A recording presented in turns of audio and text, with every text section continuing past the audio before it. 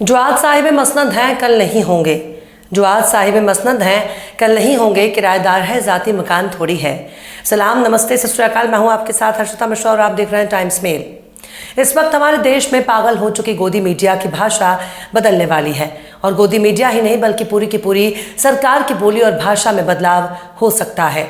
BJP के बड़े बड़े नेताओं के विचार भी रातों रात बदल सकते हैं और धीरे धीरे आप उस बदलाव को देख सकते हैं, क्योंकि अब वही होने जा रहा है जिसके बारे में संघ और भाजपा ने सपने में भी नहीं सोचा होगा। सुप्रीम कोर्ट से ऐसी खबर सामने आई है जिसके बारे में बीजेपी ने कभी उम्मीद नहीं की थी, क्योंकि सत्ता के गुरूर में चूर हो चुकी भाजपा के उस कमजोर नफ्स पर इस बार हमला किया गया है, जिसके बाद उसे सत्ता से पैदल होना पड़ सकता है। जी हाँ, सही सुना आपने। जिस कुर्सी को भाजपा ने अपनी बपौती समझ ली है, जनता को गुलाम समझ लिया, जिस नेता ने खुद को राजा समझ लिया, अब उस राजा की गद्दी पर बहुत बड़ा खतरा मंडरा रहा है। और इस खतरे को देखते हुए संघ के बड़े बड़े नेताओं के विचार रातों रात बदल सकते हैं, क्योंकि उनको भी मालूम है इन 10 सालों के दौरान उन लोगों ने जितनी जलेबी छाननी थी छान चुके, जितना पुआ खाना था खा चुके, खा खाकर जितना पेट फुलाना था फुला चुके, और अब मोटी हो चुकी तोंद का हिसाब इस देश के नेताओं को देना पड़ सकता है। इसलिए कच्छधारियों को अब सावधान होने की जरूरत है। सबसे मजेदार बात यह है कि सिर्फ संघ और भाजपा के नेताओं की बोली भाषा बदलने वाली नहीं है, बल्कि उस गोदी मीडिया के विचार भी धीरे धीरे तब्दील होने वाले हैं, जो दिन रात पापा पापा करती रहती है, जो सत्ता से सवाल पूछने के बजाय नेताओं के थकान और खान पान का प्रचार करने लगती है।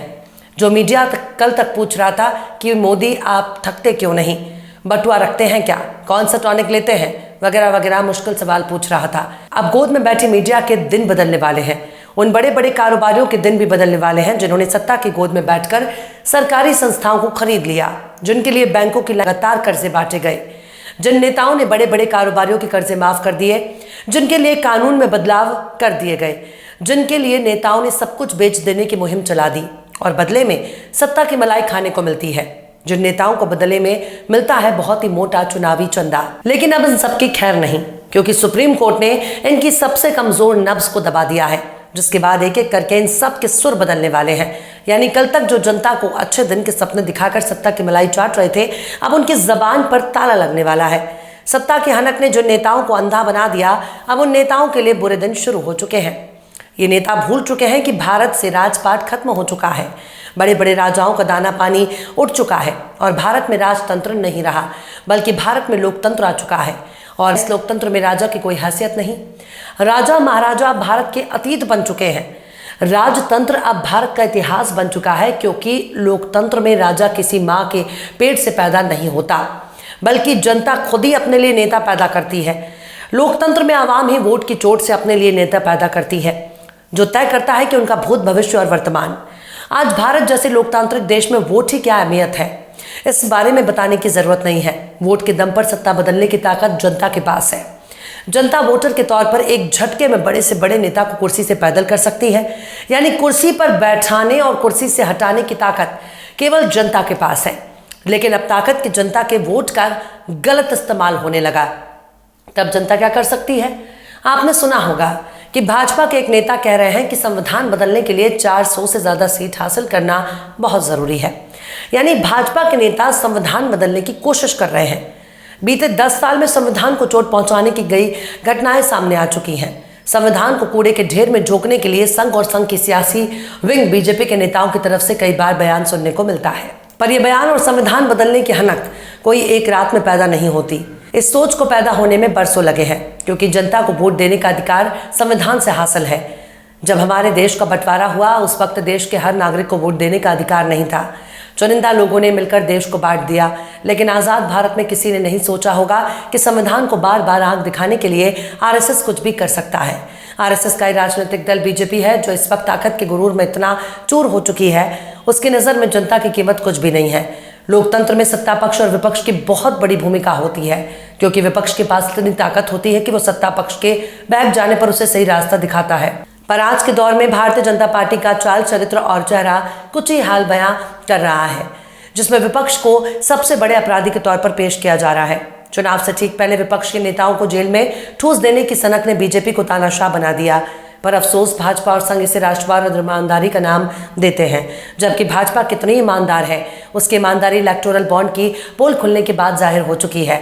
लेकिन अब जनता के उस वोट की हिफाजत होने जा रही है, जिसके बाद भाजपा और संघ के बड़े बड़े पुरोधाओं की बोली, भाषा और विचार बदलने वाले हैं। अब संघ अपने लट को सोच समझ कर उठाएगा, क्योंकि लट पर जनता चोट कर सकती है। बीजेपी के बड़े बड़े बड़बोल नेताओं की बोली और भाषा में तब्दीली होने जा रही है, जिसके बारे में बीजेपी ने सपने में नहीं सोचा होगा। लोकसभा चुनाव से ठीक पहले सुप्रीम कोर्ट ने बड़े बड़े नेताओं के घमंड को चूर चूर कर दिया, क्योंकि सुप्रीम कोर्ट का सबसे बड़ा हथौड़ा इस वक्त ईवीएम पर पड़ा है। इससे पहले आपने देखा होगा कि कैसे सुप्रीम कोर्ट ने स्टेट बैंक ऑफ इंडिया को इलेक्टोरल बॉन्ड के मामले में भीगी बिल्ली बना चुकी है, लेकिन बारी अब ईवीएम की है। चुनाव में ईवीएम के तमाम वोटों की गिनती वीवीपैट मशीन की पर्चियों से कराने की मांग वाली याचिका पर सोमवार 1 अप्रैल को सुप्रीम कोर्ट में सुनवाई हुई है, जिस पर सुनवाई करते हुए जस्टिस BR गवई और जस्टिस संदीप मेहता की बेंच ने अरुण कुमार अग्रवाल की दलीलों को सुनने के बाद चुनाव आयोग और केंद्र सरकार को नोटिस जारी कर जवाब मांगा है।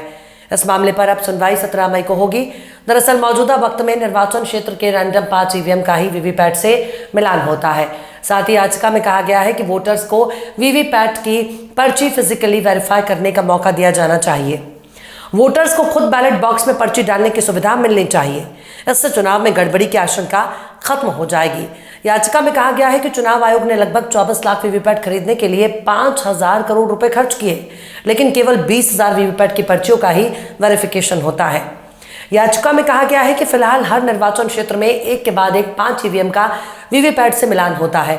इन पर्चों को ईवीएम का मिलान एक साथ नहीं किया जाता, जिससे रिजल्ट घोषित करने में और वक्त लगता है। हर इलाके में वोटों के मिलान के लिए अधिकारियों की तैनाती बढ़नी चाहिए, जिससे 5-6 घंटों में पूरा वेरिफिकेशन हो जाए। Voter verification paper audit trail यानी वीवीपैट एक मशीन होती है। वोटिंग के समय बताती है कि वोटर ने किसे वोट दिया है। इलेक्ट्रॉनिक वोटिंग मशीन से कनेक्ट किया जाता है। ईवीएम में वोटर जिस भी पार्टी का बटन दबाता है, उसी पार्टी के चयन की पर्ची वोटर को वीवीपैट मशीन में दिखाई देता है। इससे वोटर कंफर्म कर पाता कि उसने ईवीएम में बटन दबाकर जिस प्रत्याशी को वोट दिया है, असल में वोट उसे ही गया है। वीवीपैट से निकलने वाली पर्ची सिर्फ वोटर को ही दिखती है। वो 7 सेकंड तक ही इसे देखकर अपना वोट वेरीफाई कर सकता है। अगर चुनाव प्रक्रिया में गड़बड़ी की आशंका होती है तो चुनाव आयोग पर्ची का मिलान करता है।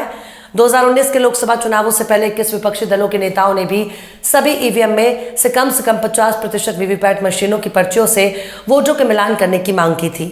उस समय चुनाव आयोग हर निर्वाचन क्षेत्र में सिर्फ एक ईवीएम का वीवीपैट मशीन से मिलान करता था। 8 अप्रैल 2019 को सुप्रीम कोर्ट मिलान के लिए ईवीएम की संख्या 1 से बढ़कर 5 कर दी थी। हालांकि बाद में मई 2019 तमाम ईवीएम के वोट को वीवीपैट से वेरीफाई करने की मांग की याचिका लगाई थी, जिसे सुप्रीम कोर्ट ने खारिज कर दिया। इसके अलावा एसोसिएशन फॉर डेमोक्रेटिक रिफॉर्म्स ने भी जुलाई 2023 में वोटों के मिलान की याचिका लगाई थी। इसे खारिज करते हुए सुप्रीम कोर्ट ने कहा था कि कभी कभी हम चुनाव निष्पक्षता पर ज्यादा ही संदेह करने लगते हैं, लेकिन जब अरुण अग्रवाल की याचिका पर सुप्रीम कोर्ट ने चुनाव आयोग को नोटिस जारी किया, जिसके बाद से अच्छों का सुर बदलते हुए आप देखेंगे। बहरहाल चलते चलते आखिर में मेर तकी मीर ने भी क्या खूब फरमाया है, जिस सर को गुरु राज है या ताजबरी का, जिस सर को गुरु राज है या ताजबरी का, कल उस पर यही शोर है फिर नौहागरी का। फिलहाल इस खबर में बस इतना ही। इस खबर को आप हमारे साथी शम्स तबरेज की कलम से सुन रहे थे। आपको कैसा लगा कमेंट बॉक्स में आप जरूर बताइएगा। वीडियो पसंद आए तो लाइक करें। हमारे वीडियो को डाउनलोड करके सोशल मीडिया पर अपलोड करने पर यूट्यूब और फेसबुक आपको ऑटोमेटिक कॉपीराइट स्ट्राइक भेजकर यूट्यूब चैनल और फेसबुक को बंद कर सकता है।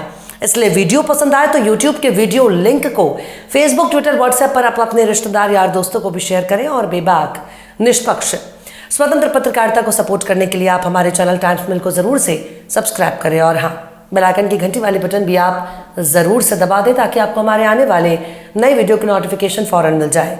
फिर मिलते हैं किसी और वीडियो में एक नई खबर के साथ। हर्षिता मिश्रा को दीजिए इजाजत। जय हिंद।